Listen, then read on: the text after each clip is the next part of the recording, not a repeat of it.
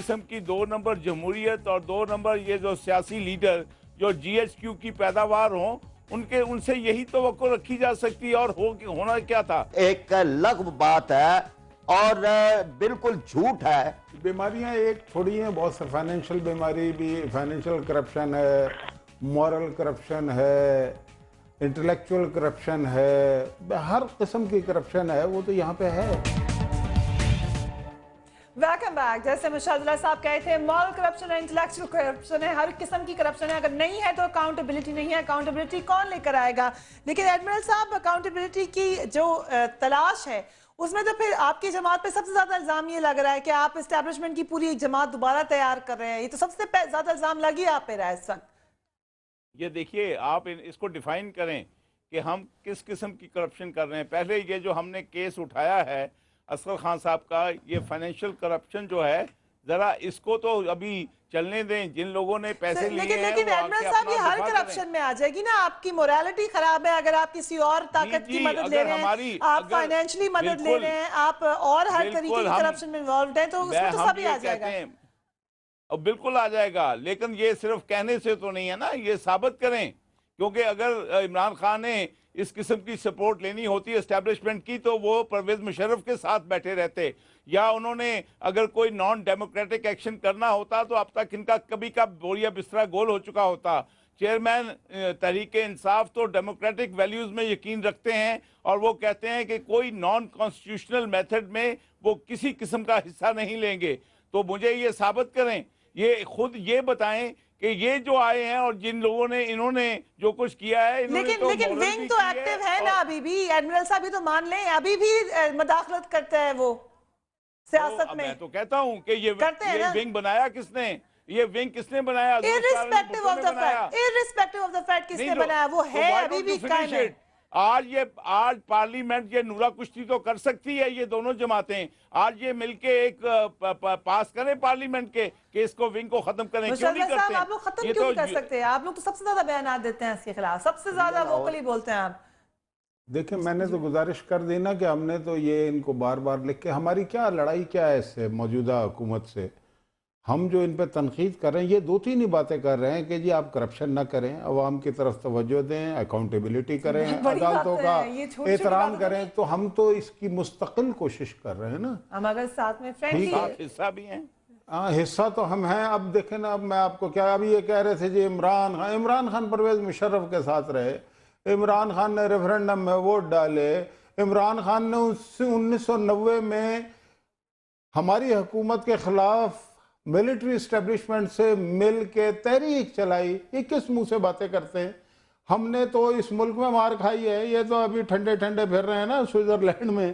ابھی برا وقت تو آیا نہیں، یہ تو کہتے ہیں 16 سال ہم نے بڑی کون سی 16 سال تحریک چلا دی۔ تو ابھی ساری دنیا کو پتا ہے کہ آپ کے غبارے میں کون ہوا بھر رہا ہے، پھر آپ ہمارے خلاف بات کر رہے ہیں۔ فی الحال پھر 35 لاکھ کا دفاع کریں فی الحال۔ 35 لاکھ کا دفاع ابھی آج کے دور کا دفاع کرنا پڑ گیا نا، جس دن عمران خان نے تو ساری زندگی مانگا ہے لوگوں سے، ہم نے ہمیشہ لوگوں کو دیا ہے۔ جو مانگنے والا ہوتا ہے وہ ساری زندگی مانگتا ہے۔ آج فنڈ کھا رہے ہیں، سپریم وہ کورٹ تو میں سوشل سیکٹر میں مانگا ہے، وہ سوشل سیکٹر میں تو مال بنایا ہے۔ وہ الگ مجھے بتائیں، سال پہلے جو اربوں روپے اکٹھے کیے ہیں کہ جی ہم گاؤں بنائیں گے، وہ کون سا گاؤں بنایا عمران خان نے؟ وہ آپ سپریم کورٹ میں لے جائیں۔ سپریم کورٹ میں لے جائیں گے، وہ بھی جائے گا۔ آپ بتا دینا، آپ بڑے پارسا بن رہے ہیں، ہر قسم کی کرپشن آپ کی پارٹی میں موجود ہے۔ آپ کی پارٹی میں جو سیاسی یتیم شامل ہوئے ہیں، کبھی آپ نے ان سے پوچھا عمران خان نے جہانگیر ترین سے کہ تمہارے پاس یہ جہاز کہاں سے ہے؟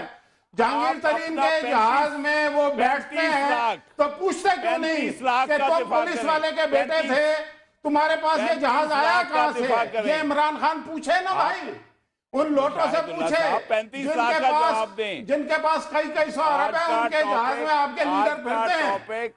اصغر خان کیس کا دفاع کریں آپ۔ وہ کر رہے ہیں، ہم تو مانتے ہی نہیں، لیکن آپ اپنے لیڈر سے یہ پوچھیں کہ جہانگیر ترین کے جہاز میں جب بیٹھ کے وہ جلسوں میں جاتے ہیں، جس کے پاس کئی 100 ارب روپے ہیں، آپ نے اکاؤنٹیبلٹی کی بات ہو رہی نا ایڈمرل صاحب، اکاؤنٹیبلٹی کی بات ہو رہی ہے، اکاؤنٹیبلٹی اپنے سے شروع کر دیں۔ اپنے آپ سے نہیں شروع کریں گے۔ میں کہہ رہا ہوں نا، دیکھیے آپ کی جو اکاؤنٹیبلٹی ابتدا ہوئی ہے، اس کو یہ پہلا ٹیسٹ کیس ہے इसको चलने देना। चलने दे, लेकिन आप अपनी पार्टी में तो पूछे ना चोरों से जो डाकू शामिल हो रहे हैं। आपकी पार्टी में जो डाकू बैठे हुए हैं उनसे तो पूछे। लेकिन अकाउंटेबिलिटी कहाँ से शुरू होगी पराचा साहब? आप डाकुओं से पूछे अपनी पार्टी के। देखे फरियाद, मैं एक तो बात ये थी कि जी आपने इस दौरान काफी देर जो है वह हमारे दोनों भाइयों की तरफ आपकी तवज्जो रही है।